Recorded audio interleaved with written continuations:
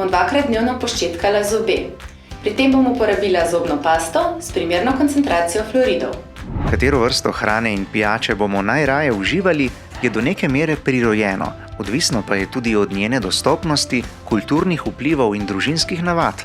Zato otroku zelo koristimo, če ga vsaj v prvih 2 letih ne navajamo na sladek okus. Otroku do 2. leta starosti ne bom dajal hrane in pijače s prostimi sladkorji, pa tudi kasneje bom to omejeval.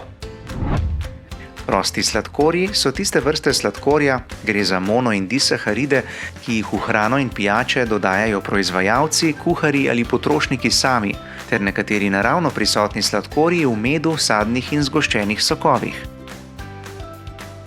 O karijesu zgodnjega otroštva bomo ozaveščala starše in skrbnike otrok, kolege zobozdravnike in pediatre, medicinske sestre in druge zdravstvene delavce ter vse, ki bi jih to moralo zanimati.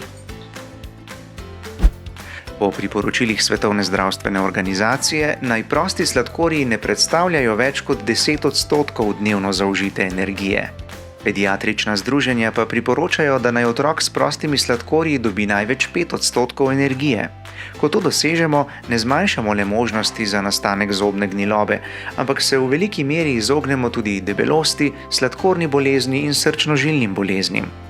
Primer: otroci od starosti 4 do 7 let naj ne bi zaužili več kot 18 do 20 gramov sladkorja na dan, kar pomeni do 5 čajnih žlic. Koliko je to? Zgovorno pove podatek, da je v pol-litrski steklenici sadnega soka tudi do 22 čajnih žlic sladkorja.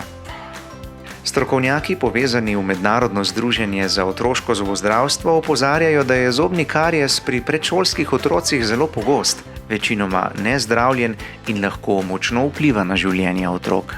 Zato je pomembno, da se zavedamo, da bodo otroci z zdravim mlečnim zobovjem tudi kasneje v življenju dlje ohranili zdrave stalne zobe.